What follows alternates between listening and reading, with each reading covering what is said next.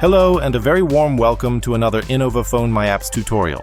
In this video, we would like to introduce you to the Switchboard app, an operator console integrated into myApps, which allows you to easily manage and control your calls.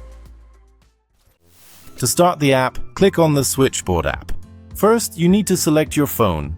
Alternatively, you can change this at any time via the hamburger menu in the top right corner. There you also have the option to choose between two different view modes and to edit your personal shortcuts. The search bar is located at the top left corner of the screen. Here you can search for contacts and view more details by clicking the arrow behind the contact. This also allows you to add the user to your busy lamp field. The busy lamp field provides an overview of your added contacts along with their present status. Additionally, you can now immediately see if call forwarding is set up for users. By clicking on a user, you have access to more functions. For example, you can easily override active call forwarding here. Additionally, you can create new groups and then easily organize your contacts by using the simple drag and drop functionality. A switchboard administrator also has the ability to adjust the busy lamp field settings for individual users. You can find out more about how this works in our myApps tutorial, which is number 42 on the Switchboard admin app. You have the option to display the entire field in its own separate window by using the button at the top left. In the middle, you'll find the call management section. Here, all of your incoming and outgoing calls can be conveniently managed. To do this, the call must first be selected and can then be managed using the action buttons at the top. You can answer an incoming call directly by clicking the Connect button, or you have the option to transfer it to other users. To do this, you will first need to click on the Transfer button and then simply click the transfer icon, located next to the user you want to transfer the call to. As soon as you have answered an incoming call, you will find that you have additional options available. You can put the call on hold. You will still remain connected to the caller, and some hold music will be played for them. If you park a call, you can easily retrieve it at any time with a single click. While it's parked, hold music will be played for the caller to keep them on the line. Additionally, you have the option to mute your microphone whenever you need to. To start a new conference call, you simply need to put your first call on hold. Then you can start a second call with another person.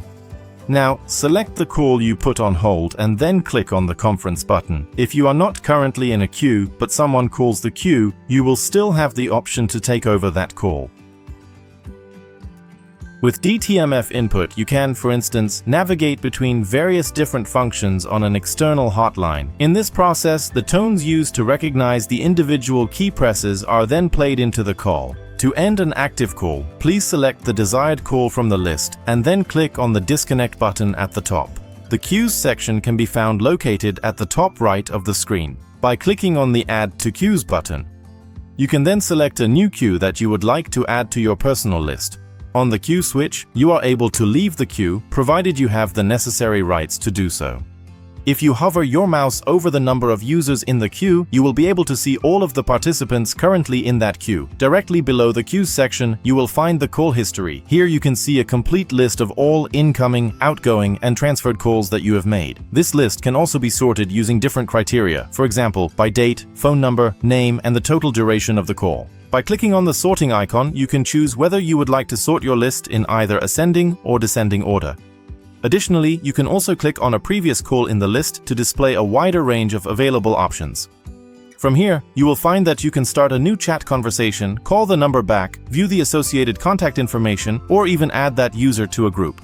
If you find that some functions are not available to you, it is very likely that you do not have the necessary permissions to access them. These specific user permissions are assigned by a designated administrator within the Switchboard admin application. For additional guidance, you can find a wide variety of other helpful myApps tutorials on our website, in the Tutorials app, and on our YouTube channel. We would like to thank you for watching, and we hope you have fun trying everything out for yourself.